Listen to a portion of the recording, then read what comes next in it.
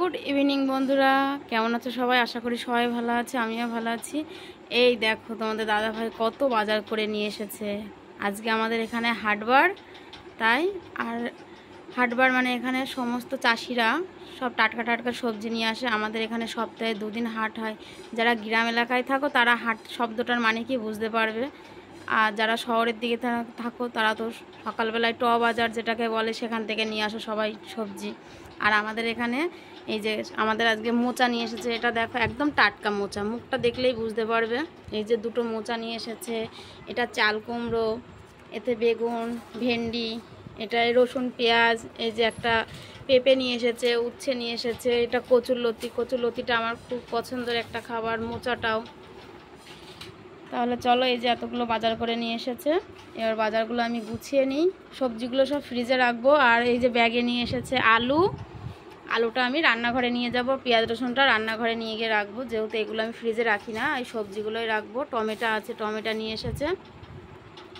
চলো তাহলে সবজিগুলো গুছিয়ে নিই, আবার তোমাদের সঙ্গে পরে দেখা হচ্ছে।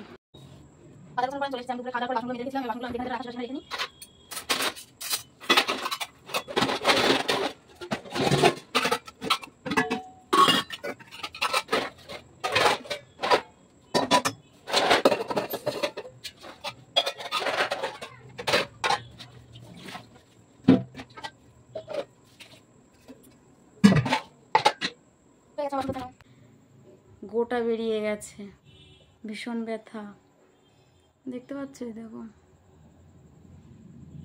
ভীষণ ব্যথা হয়েছে। চলো এবার খাবো আমরা চা, আবার চা খাওয়ার সময় দেখা হচ্ছে। চলো, এই দেখো আমি ফ্রিজে জল রাখবো বলে বোতলে জল ভরতে চলে এসেছি। চলো জলগুলো রেখে দেওয়া যাক, গরমে তো প্রচুর ঠান্ডা জল লাগছে খেতে। আমাদের বাড়িতে আবার সবাই বেশিরভাগ ঠান্ডা জলই খায়। যা গরম পড়ছে, ঠান্ডা জল না খেয়ে বা কোথায় যাবে বলো, প্রচণ্ড গরম। তোমাদের ওখানে কাদের কোথায় কেমন গরম পড়ছে প্লিজ বলবে কমেন্ট করে। ওই যে পিছনে মা সাইকেল তুলছে, সন্ধে হয়ে গেছে, ওই জন্যে নাতিদের সাইকেলগুলো সব এক এক করে ঘরে তুলে দিচ্ছে মা।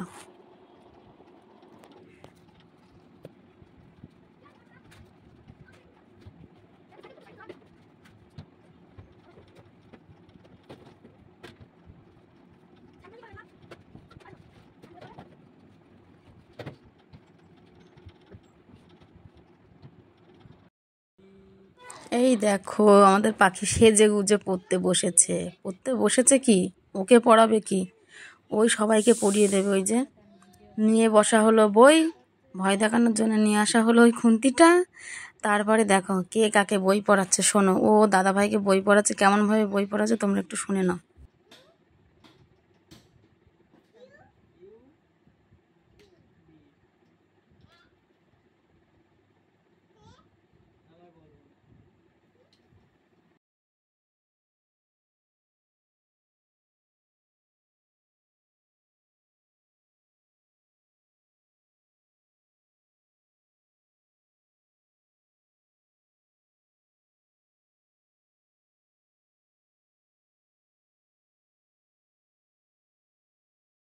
এই দেখো পড়তে পড়তে আবার নাচ শুরু হয়ে গেছে মেয়ের, দেখো কাণ্ড।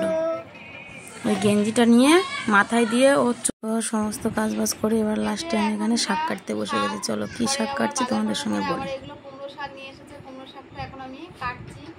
এই যে অনেকটাই কাটা হয়ে গেছে, আর অল্প একটু আছে, কেটে নিই।